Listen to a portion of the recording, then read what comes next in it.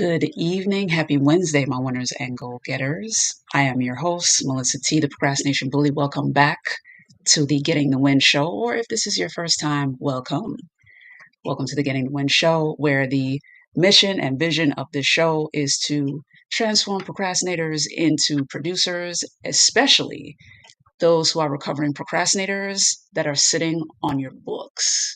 If you're someone that has a book in you and you've been hitting the pause button for quite a long time, this show is for you. This podcast is for you. So before I get started, just a quick reminder, please subscribe here if you find this information valuable once I'm done with this episode. Subscribe if you're watching on YouTube at Getting the Win, and follow me on Instagram, Pinterest, and Threads at Getting the Win Show on those networks. But yeah, wanted to dive into today's subject, which is resilience over rejection. Okay, resilience over rejection. Now, I'm somebody that has dealt with that pretty much my whole life, and I won't lie, like I'm still healing from that. My root of rejection goes back quite far. I've talked about it in previous episodes, so feel free to dig into the crates a little bit to revisit some of those episodes. But I want to touch on this particularly as it pertains to writers. Don't get me wrong, for those of you who are watching that are not aspiring authors, I got you, because I'm talking about this even from that personal standpoint. But I wanted to definitely touch on this topic because a root of rejection will cause procrastination in any context, whether you're sitting on a book, sitting on another kind of project, a marketing project, a product that you want to create, an idea that you've come up with that you feel might be beneficial on the job, but you're afraid that it might be shot down. Insert context here. This is something that has to be addressed. So I'm going to share some of the tools that have helped me over the last couple of years to grow from the root of rejection that I've been dealing with. Again, still an ongoing journey for me, but I'll share with you the things that have worked for me thus far, and I pray they work for you as well. I believe they will. But hey, each person is different. Our behavior styles might be different, but I want to share these with you to start, and then I'm going to give you some literary examples if a book is the thing you're sitting on, okay? So I'll start with my personal example and then pivot to the author side. So for me, my root of rejection started from single digits. Okay. Um, I'm someone who is not born in the United States. I was born in the beautiful island of Jamaica and came up to the US, to New York City of all places. If you can make it there, you can make it anywhere, right? So we began going to school in Brooklyn. And man, like, if you've ever been to New York, you already know. Like, New York is raw. You know what I'm saying? Like, that is a place that will indeed give you thick skin. If that's something, if you want full immersion, go to NYC. You will get it. I promise you. You will cultivate the thick skin you need. Now, for me, since I was a child, I did not develop it up there. I did not develop it very sensitive. And if you're someone who's like that, let me first start off by saying there is nothing wrong with you. That is okay. If you're someone who is an empath, like you feel everything, you feel other people's emotions, you can sense the vibe in a room, believe it or not, that's a superpower. So let me start there. Like, that is actually a good thing. If that is a quality of yours, it's a good thing. It's a superpower. The key now is to modulate it so it no longer controls your decision making. It doesn't become a fear that inhibits your decision making. But yeah, I'm someone who, obviously, coming up from another country, I had an accent, a very thick one. And as someone who was raised in the British education system, because the last major country to own or colonize Jamaica was the UK, was the British. So that education system is still the education system down there to this day. So when I came up to New York at 6 years old, obviously based on the US education system, a 6 year old belongs in first grade. I've been going to school since I was 2 years old. No disrespect to my classmates, but I was running laps around them. And they did not like that. They didn't appreciate that. They didn't appreciate that the girl from another country with that really weird accent that wears glasses knows more than them. So I got made fun of tons. Got made fun of in first grade, got made fun of in second grade, got made fun of in middle school. Not to the same intense point as elementary school, but it was still happening a little bit. Still happening a little bit. So that like the root of rejection became a thing for me because I didn't, as any human being wants, we desire to be accepted. It's one of our basic needs. We desire to be accepted and we seek significance. And so what I had to do in my very young mind was find another way to be significant. Since the friendship route wasn't working out for me, I didn't have very many friends in school. I decided that I would dedicate myself to my work because what I learned was though I wasn't making friends in school, anytime I came home with my A's and A pluses, my parents were always pleased with me, particularly my dad. Like educationally speaking, my dad was my biggest cheerleader. When I came home with good grades, he was always very supportive. So I was like, okay, since like I'm not making many friends over here, what I'll do is make sure I keep my head in my books. I'll stay out of trouble and I'll always have a happy dad. I'll always have a happy mom as long as I get good grades. So I derive my significance from my academic excellence. That was what my childhood brain did as a coping mechanism. Okay. So that's just one example. The more powerful source of that root of rejection for me happened in Georgia when our family moved to Georgia. And I call this the great betrayal. That's what I've dubbed it now whenever I tell the story. But I was about 9 years old, I want to say. And I was attending a school that was both an elementary and a middle school. And so I had friends that were they were kind of mixed in that age group. Some of them were elementary age, some of them were middle school aged. But we all lived in this apartment complex. If you watch the show, I may have told this story before. So forgive me if you're hearing it for a second time. But we lived in this apartment complex. And if you've ever lived in an apartment complex, you've likely seen that renovations are always going on the property because some of the units, some of them may sometimes need maintenance or fixing. And so we as kids were playing kickball in this little valley area close to the apartment complex pool. We were between two buildings, and the building that was on one side was undergoing renovations, and some of the supplies for those renovations were just out on the ground, just readily accessible by anybody brave enough to touch it. You know what I mean? And so during the kickball game, there was a dispute regarding whether or not I made it to home plate safely.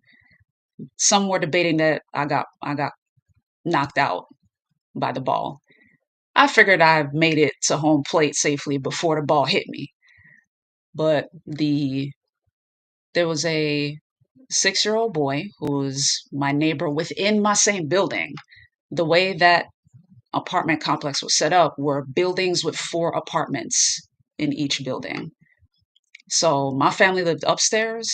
He and his mom lived downstairs from us. So he disagreed with me. And I like to share with people when I tell this story, this event literally transformed who I was as a person. I went from being an extrovert to an introvert. I muted my words. because a 6-year-old boy didn't know how to use his. Because he was so furious in his disagreement with me, he went over to that stack of exposed supplies, grabbed a pipe, and decided to beat me up with the pipe. All the other kids encircled us and just watched me get beat up. Like I'm there, like fetal position on the ground while this kid is swinging on me. And for whatever reason, yes, there were boys and girls in that situation looking down at me, but for whatever reason, I specifically remember the girls because I thought they were my friends. Thought they were. But they were jeering me while I was getting beat up. Nobody ever came to my defense. So when he's finally done, when his tantrum is finally over, and I'm able to get up, I get up. I do what any good goody two shoes would do, which is run them up, run home. Like I told my mom what happened. My mom just happened to be home. I told her what happened. As it just so happens, his mom is also Jamaican.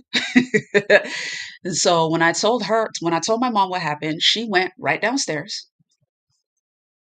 knocked on the door. His mom happened to be home. My mom told his mom what happened. She called her son in and beat his behind on the spot. She spanked him on the spot. So while that situation did get resolved, it left a deep emotional wound on me, a very deep emotional wound. I was never the same person after that. It took literally 27 years for me to finally reach a place where I regained the ability to trust the female gender. Because what my 9-year-old brain told me after that incident was all girls are evil. That was the assessment my brain gave me as a self-defense mechanism, self-preservation mechanism. All girls are evil. Not true at all, obviously, because I'm a girl and I'm not evil, right? Plus, for those who rock with me, like I know you and you know me and I love you. So I know you're not evil. So clearly not the accurate representation, right? Not the accurate conclusion. So those are a couple of examples in my own life that caused and strengthened the root of rejection in my life. Now, here's a tricky thing about rejection is that sometimes it may not show up as that. It may not manifest as that in your life. The tricky thing about rejection is it shows up as multiple things. Or to put it another way, it has a lot of other branches. So the root of rejection can sometimes show up as depression. The root of rejection can show itself as imposter syndrome. The root of rejection can sometimes show up as stage fright. The root of rejection can sometimes show up as perfectionism, the fear of failure, the fear of judgment. All of these things are connected to rejection. All of them. Okay? If you're perhaps someone that has been struggling with a parent wound, whether mother or father or both, there's usually a root of rejection connected to that kind of wound as well. If you're someone who's recovering from an abusive relationship, there's a root of rejection in there as well. Because with abuse, you're usually dealing with abandonment or physical abuse or verbal abuse or things like that. And all of those things are connected to rejection because the person did not value you for who you truly are and therefore mistreated you. So that develops a root of rejection within, that can develop a root of rejection in you as well. Okay. I was recently going through an online like seminar series, if you will. It was about a week long coaching series hosted by Peter Sage.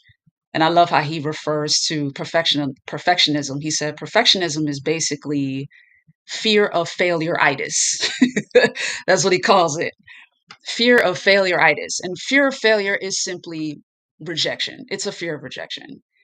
Because if you fail at something, you're wondering, what will people think? What will people say? How will I look when I fail? When the truth of the matter is, failure, I put that in quotes because it depends on your perception of it, is a part of the process. Failure is a part of the process. Failure is a part of success. Like, you need that. Like, you need to know how something doesn't work before you figure out how it does work.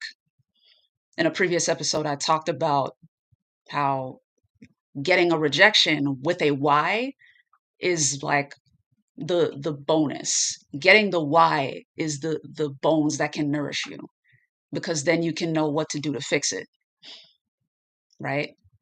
So failure is data. Mistakes are data. You're still alive. You have not died. You can reiterate. Okay, I'm going to repeat that one more time. If you fail when you fail, you have not died. Mistakes are data. You have not died. You are still alive. You can reiterate. Or if it is a situation where it's a once in a lifetime opportunity and unfortunately it didn't go the way you wanted it to, that's still data for you. That particular opportunity is gone, but that doesn't mean you're stripped of all opportunities for the rest of your life. That opportunity is gone. There are plenty of others. There are 8.2 billion of us doing millions of amazing things in the world, and we are all connected by the internet. So whatever it is that you have in mind, whatever your luxury item is, especially if it's a book, you can still get it done. If one opportunity that was a once in a lifetime opportunity is gone, get obsessed in finding the next few. Not even just the next one, the next few. Because you are one person in a world this massive with millions of opportunities available on the internet and in person based on the people you know. So get obsessed in finding the next few. Okay. This next solution, in terms of dealing with that root of rejection, is something I've recommended on previous episodes as well, which is do a resources inventory. Do a resource inventory. It can be a T chart.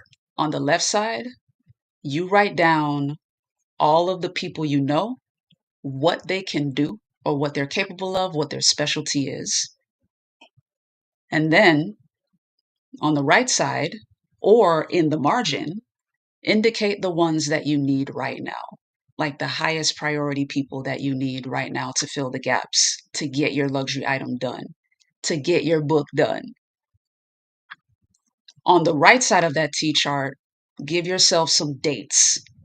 Give yourself definite dates by which to reach out to these people so you can get their help for whatever your luxury item is. Okay? But do that resource inventory. There are a lot of us that are guilty of not knowing what is available to us. So one of the lies that the root of rejection will feed us is that we're all alone in our situation, when that is very seldom the case. There's usually at least one or two people in our lives who can be absolutely clutch in whatever it is we're working on. And even if they themselves cannot directly help us, they can connect us to the people we need. That's one thing I love about LinkedIn. You get that first, second, and third degree connections. And you'll be surprised at the people that your people know. It's pretty amazing. You'll be surprised at the people that your people know. So that's another way to combat that root of rejection, that sense of rejection. Doing a resource inventory to remind yourself just how abundantly blessed you are in terms of the people you know, the skills they have, and how they can help you. And if you want to make that list even longer, include the things as well, not just people. So apps that you already use, subscriptions that you have, physical tools that you have and use, skills that you've forgotten about, that you've forgotten that you know. Because there are times that we'll forget the amount of skills that we've acquired over our years of life. So do all of that. Include all of that, because all of those things are resources.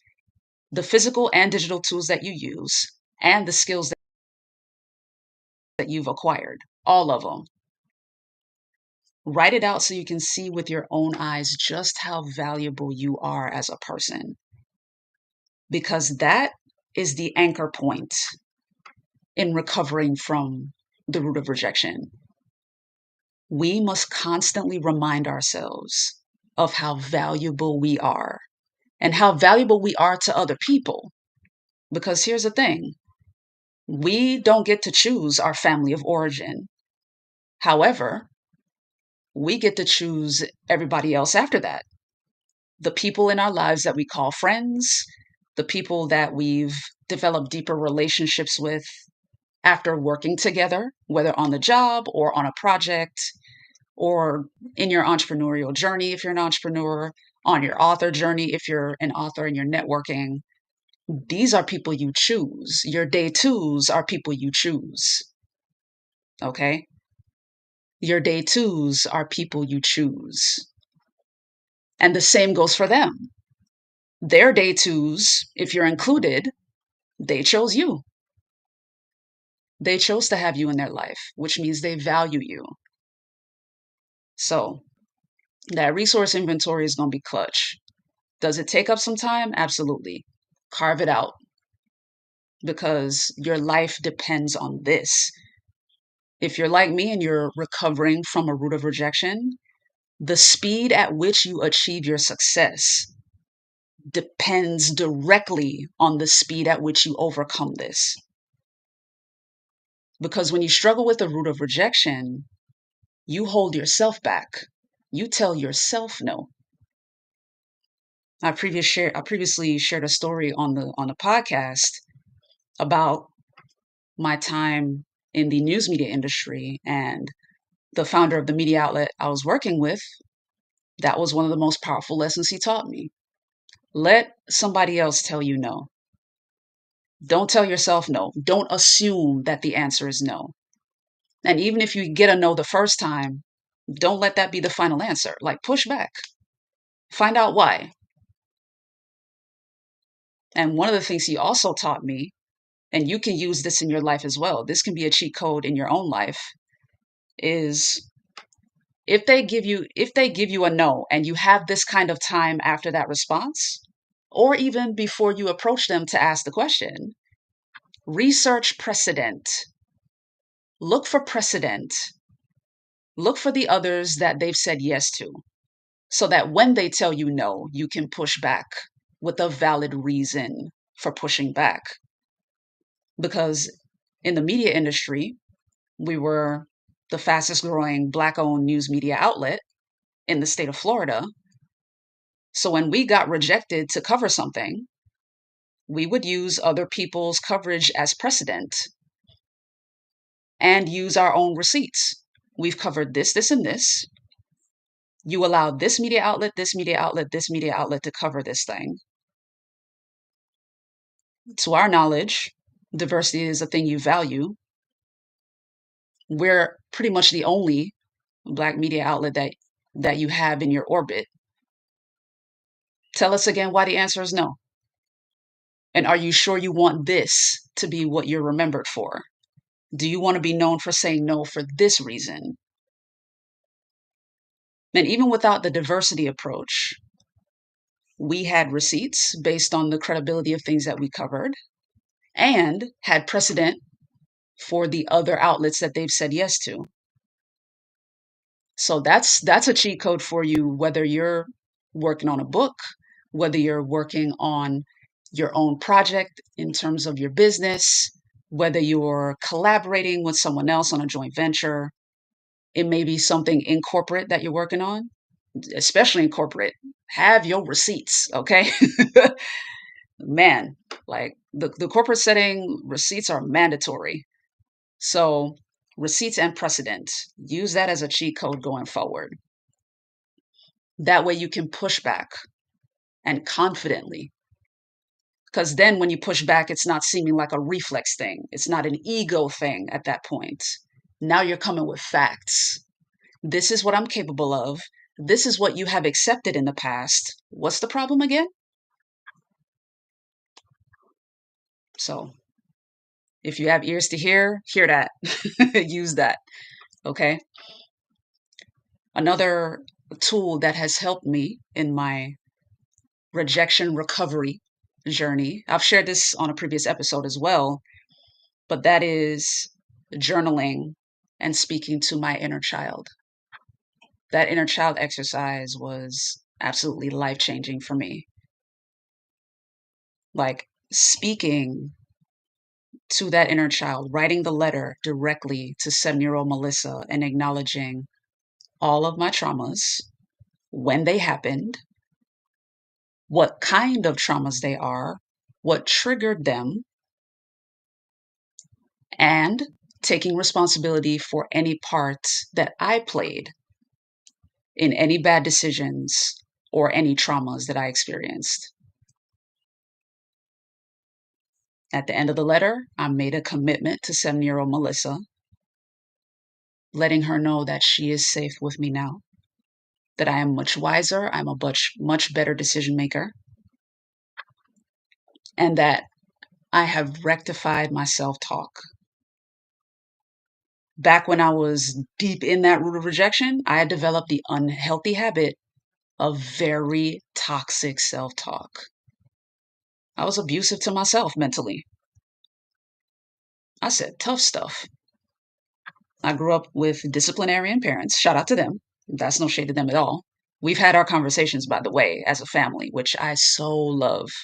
I so appreciate my folks for creating that space of safety that we as adults can talk about that and own whatever part we played, you know? But I made that commitment to 7-year-old Melissa that the abusive language ends. And it has. Once I made that commitment, I was done. There are moments in which I speak correctively or think correctively to myself, but not in a way that is berating or abusive. And that was what I was doing in the past as learned behavior. And this is the other dangerous thing about the root of rejection. With each of the traumas that we experience with rejection, we, as a form of self preservation, unknowingly adopt the very abusive behaviors that caused us rejection in the first place. It's very interesting. It's a very interesting precedent. So once I did that journal entry, it took up 6 pages in my journal, and then I read it out loud. I felt so relieved. If you're brand new to this channel, you're going to hear this for the first time. But for those rocking with me, you hear me say this all the time. The body needs words to heal. The mind needs words to heal. Okay. So reading something like that aloud, writing it out was one part. And that alone can be very cathartic, just writing it. The game changer is when you read it out loud, because then you're saying it. So your body is getting the actual exercise of you doing the thing, whatever it is, making the apology, owning the trauma, all of those things that your body needs to go through the process, feel the closure, and get the relief. Reading it out loud is that next level in the process. So you read it out loud, and you can choose that third step if you need to do it. The third step would be to take those pages out now and then go burn them, safely burn them in your backyard or whatever, in a trash can, like out somewhere, whatever. If you have a specific drum, if you're like some folks I know that you have a drum in which you can legally burn some trash, like burn the letters, burn the journal entry.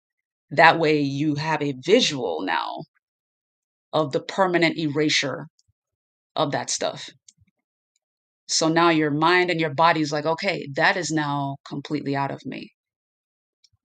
Sure, your brain has neural pathways. These are deep-seated habits, but you can always go back and remind yourself, hey, we burned that, remember?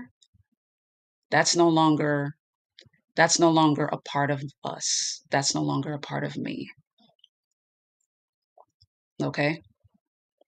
So you can also use that.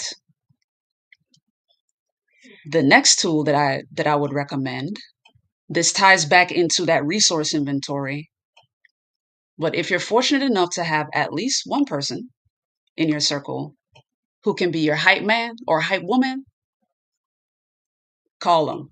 If you're struggling with a moment of rejection, if you feel that sort of coming back up, if you're experiencing self doubt on a project, if you're nervous about something because you're worried about how other people are going to respond to it, call up that hype person. Let them remind you how dope you are.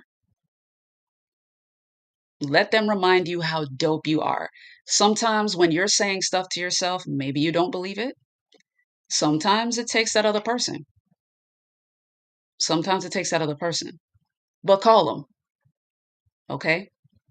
Let them remind you how dope you are. Here's another one that's similar to that.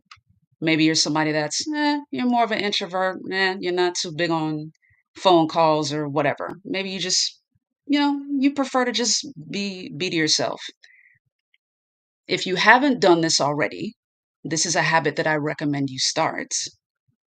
And if you already do this habit, I recommend you revisit this stuff. But start collecting any letters, cards, or emails from people who care about you. When they're sending you messages that are congratulating you for something that you recently did.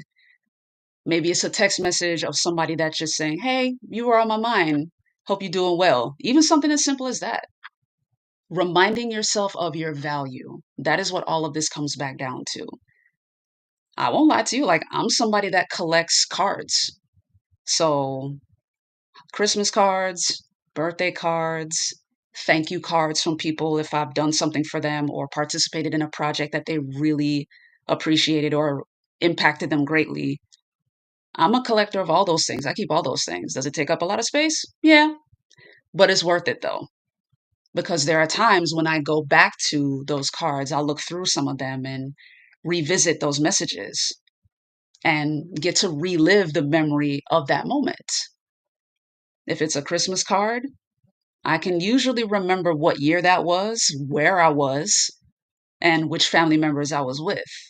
And I get to relive that experience fully because I'm somebody that has a photographic memory. I get to relive the whole experience. And you likely will as well. If it's a text message, go through those texts. If it's emails, perhaps a client replied to you, pleased with your work, set up an email folder where you're saving those.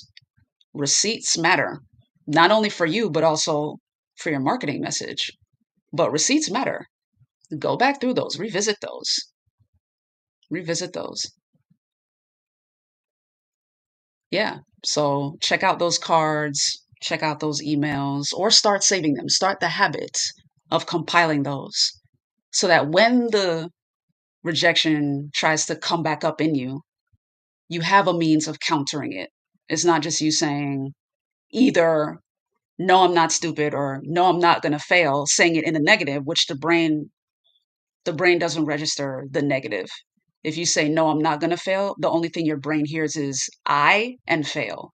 It doesn't hear the not. Like our minds don't work like that. So what you would instead say is, I will be successful or I am successful. This is a dope project. They will love it. That sort of thing. I believe in this book. People will love it. Thousands of readers will be touched by it. Okay. So I'm going to wrap this up now with some literary examples. Because if you're someone for whom a book is your luxury item and you've been sitting on it because either you feel like it's not ready enough, you feel you're not good enough, you're asking yourself, who am I to tell this story? You're asking yourself who in the world is going to read it. You're wondering what would happen to it once it's out. You're asking, will it even sell? All the things, right? But let me share with you some examples of authors who endured lots of rejections. They withstood lots of rejections and still went on to be successful, despite being rejected so many times. Some in the three figures in terms of number of rejections. Rejections from agents, rejections from publishers. Despite being rejected, they persisted and went on to be successful. Okay. So one example is Kate DiCamillo. Her book is called Because of Winn-Dixie. That name might ring a bell. It's an older title. But yeah, as you can see there, 473 rejections. 473. Imagine how persistent you have to be to withstand the word no that many times and still have a successful book. Because when Dixie went on to be a bestseller, like it went on to be successful. A more recent example is Lisa Genova. Her book is called Still Alice. After 100 rejections, it finally got picked up and became a New York Times bestseller. And it got adapted into a film which won Julianne Moore an Oscar for Best Actress in 2015. 100 rejections. So if you're someone with a book in you and you're hearing these numbers like, holy cow, that's a lot of rejections. No, no, no. Don't use that to be overwhelmed. Choose not to be overwhelmed. Let this be a hopeful example for you that you can still keep going. No can be your vitamin, as Lisa Nichols puts it. No can be your vitamin. And again, with these rejections, some of these authors were told why. Some editors will tell you why if they reject your book. Not editors, agents, excuse me. Some agents will give you a why if they don't appreciate your book. Some publishers will tell you why they're telling you no if they're not accepting you. Catherine Stockett, you might recognize the title The Help. 60 rejections. The 61st letter was the one that went through and got accepted. Can you imagine? Not only was it a successful book, it went on to be on the New York Times bestseller list, which is one of the highest honors that you can have as a writer, for 100 plus weeks, not days, weeks. And it was adapted into an Oscar-winning film. The Help was the movie that put on Octavia Spencer and Viola Davis on the map. Like, we started hearing more about those two ladies after that movie came out. They were already successful actresses. They were already amazing. But that was the movie that made them a household name. Okay. So shout out to Catherine Stockett for being as relentless as possible. She said it took her 5 years to write, and the pitch process with different agents and publishers was a 3.5 year process. She was like, like I'm not wasting my 5 years worth of writing. Like, I'm still gonna keep pitching. Did she experience an emotional toll from all that rejection? Absolutely. She had her moments. She had her times where she felt kind of burnt out. She would sneak off on the weekends to just decompress. She experienced that frustration, that emotional toll, and she reset herself and came right back to it and kept going. And her hard work paid off. Her husband actually had told a story in I want to say it was Writer's Digest. I want to say it was Writer's Digest. They had interviewed her shortly after the movie had come out, and they interviewed the husband and said, "What's your favorite thing about Catherine?" And he said, with a smile on his face, "She doesn't give up ever." And then they said, "What's the most difficult thing, or what's the thing you don't like about your wife?" And this is the power of context, because he then, like, got serious and his eye was twitching and he said, "She never gives up, ever." Like, she's relentless, period. It's her best feature, it's her strongest feature. So if you're someone that is recovering from a root of rejection, that is the muscle that I'm encouraging you to develop. And the most powerful way to do it is to remind yourself of your value and remind yourself of the value of the thing you're working on, regardless of what your luxury item is. If it's a book, for sure, keep going. Keep going. If you feel ill prepared about your book, you don't think there's enough in there yet, fine, keep going. Like, keep doing your research that you need to do, but don't use the research as a cloak or as a shield or as a crutch to not move forward. Okay? I have a couple of other examples, and I wanted to jump down to this next one to prove that very same point. Heidi Durrell, she authored the book, The Girl Who Fell from the Sky. Okay? To my earlier point about you wondering, like, okay, is there an audience for my book? Will it even sell? That sort of thing. The Girl Who Fell from the Sky is a story about an Afro-Viking girl. She's part black, part Danish. And one publisher rejected the book because they said there are no Afro-Viking readers that this can market to. Like, there's no audience for your book. By the way, side note, that is a common point of rejection from certain publishers. They'll say there's no audience for your book. There's no audience for your kind of book. This book is an example that is cap. That's a lie.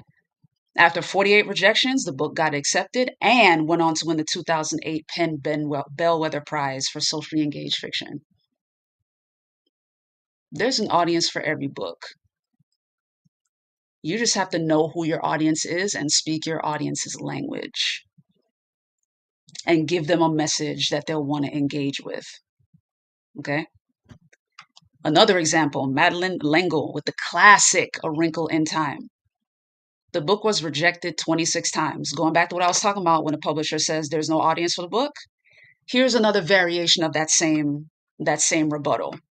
What they told Madeleine was, your book overtly touches on like good and evil, which is a concept that like kids don't really, they're not interested in that. Kids don't really read books like that. In these days, Madeleine L'Engle said, like, they gave me a rejection letter that would be absurd today. It would be considered absurd today. And is. As you can see down there in the caption, after the 26th rejection, it got accepted and it went on to win 3 book awards: the Newbery Medal, the Sequoia Book Award, and the Lewis Carroll Shelf Award. And the book is a literary classic. A Wrinkle in Time was a book that was in my school when I was growing up. Like, it's a literary classic. Schools carry that book. And of course, not too long ago, we saw the star-studded film. Like, Oprah produced it. You know, Chris Pine was in it. There were a lot of stars in it. So yeah, like, keep going. I'm using these examples to let you know, do not fear what others may think of your book. As long as your message in your book is clear, as long as you know your target audience well, or your target reader, your specific person, nail it all the way down to one person. Give your one reader a name and all the demographic info. Is it a he? Is it a she?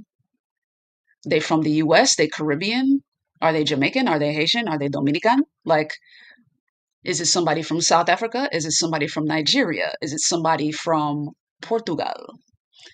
Is it somebody from España? Like, get specific about your reader. Are they working class, middle class? Are they well-to-do?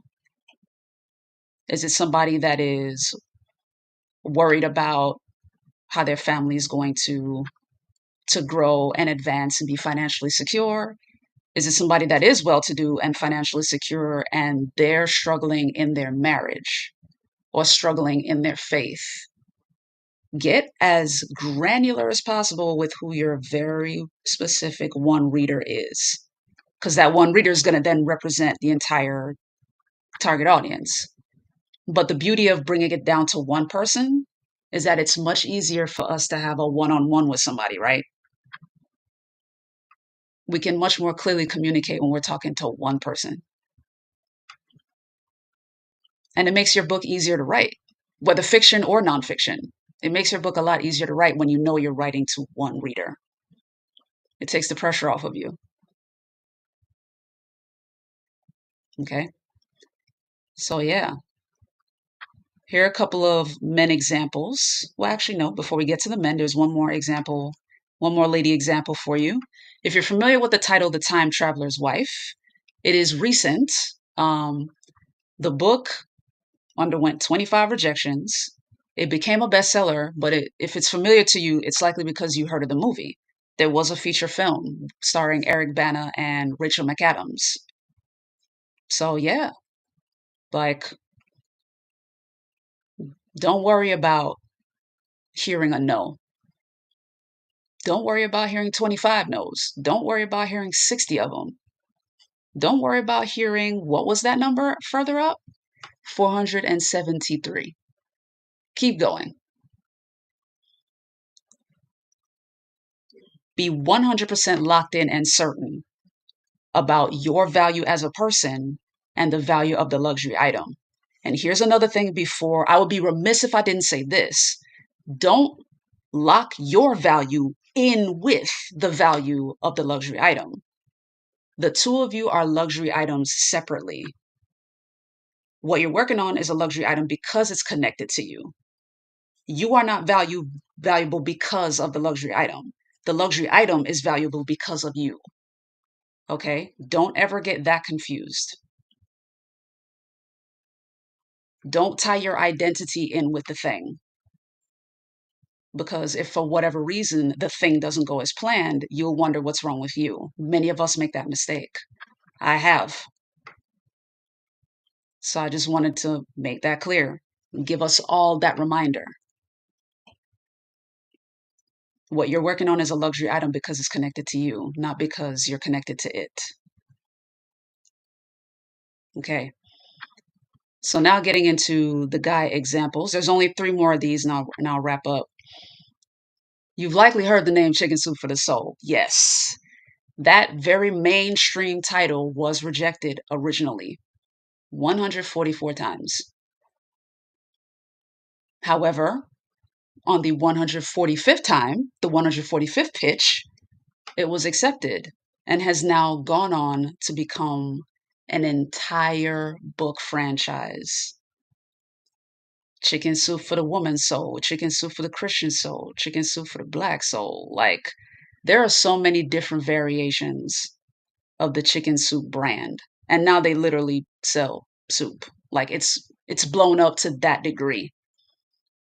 And here's the other beautiful thing to consider. If your luxury item is a book and you're wondering whether or not you should go forward with it, the beautiful thing about the chicken soup brand is that because Jack Canfield stuck to his guns and this brand was able to blow up and branch off into a franchise, Jack Canfield's franchise blew up the successes of many other authors. Lisa Nichols became a much more successful author after having authored one of the Chicken Soup books herself.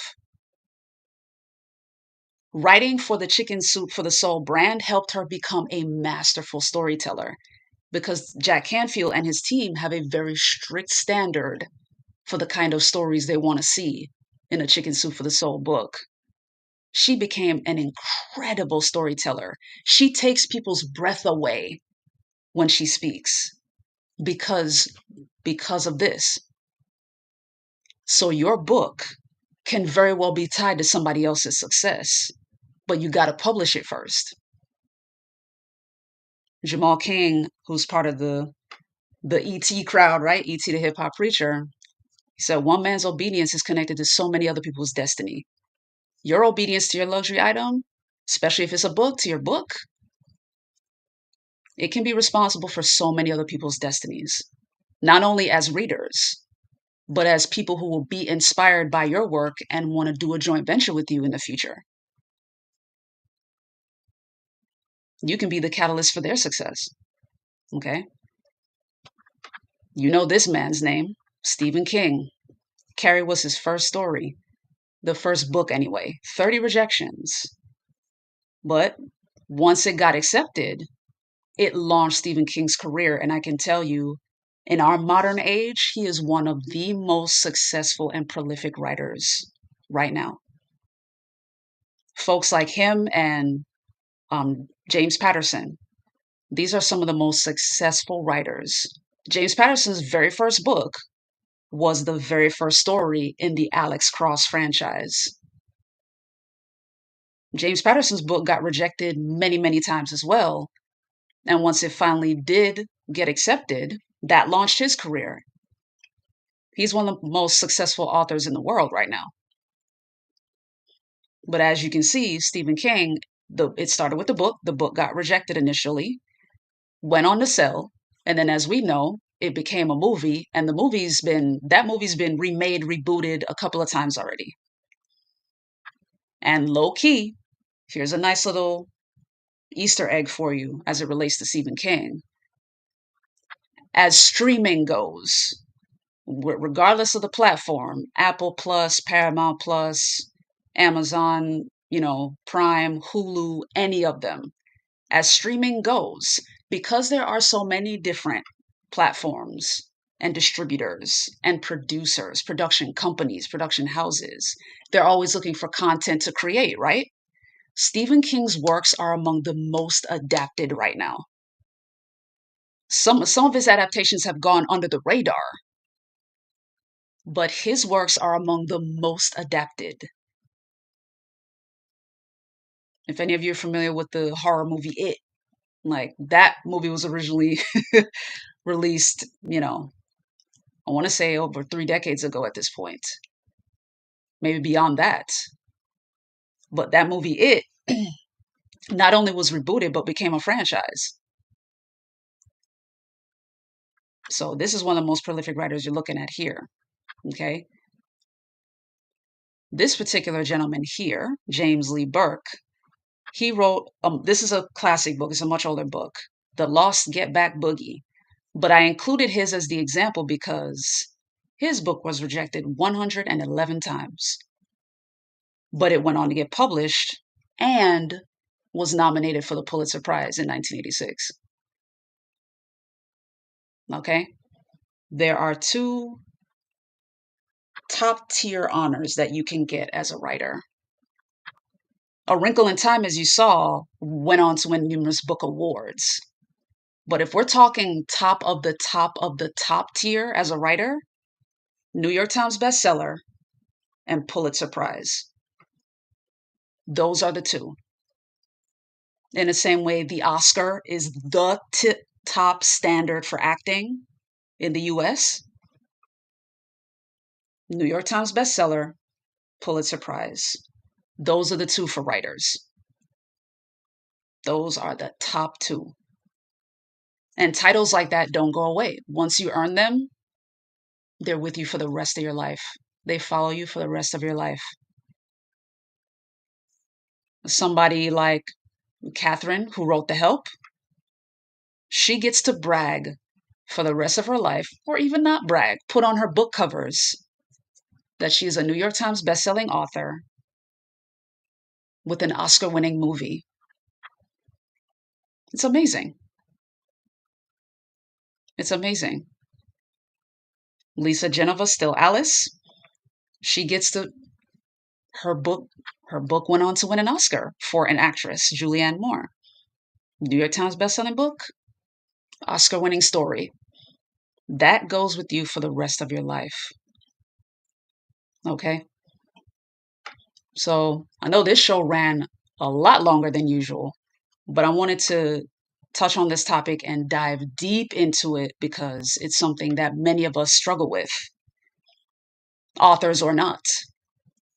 But I wanted to give the authors those examples, particularly if you're an author or aspiring author that wants to get on that New York Times bestseller list. Some authors that were rejected so many times, were so frustrated that they had to self-publish first. And it's a good thing they did, because when they self-published and the copies of books sold, publishing houses took notice at that point, and then their books got picked up, and then they went on to become bestsellers. So your success is entirely reliant on you. And as I mentioned before, the speed at which you achieve that success is directly connected to the speed at which you directly address that root of rejection. So, given the fact that this was a longer episode, please watch this one back. Run this one all the way back. But thank you guys so much for watching. If you found value in this, please be sure to like the video and subscribe here on YouTube at Getting the Win. Be sure to follow me on Instagram, Pinterest, and Threads at Getting the Win Show. All right. In the meantime and between time, thank you guys so much for tuning in.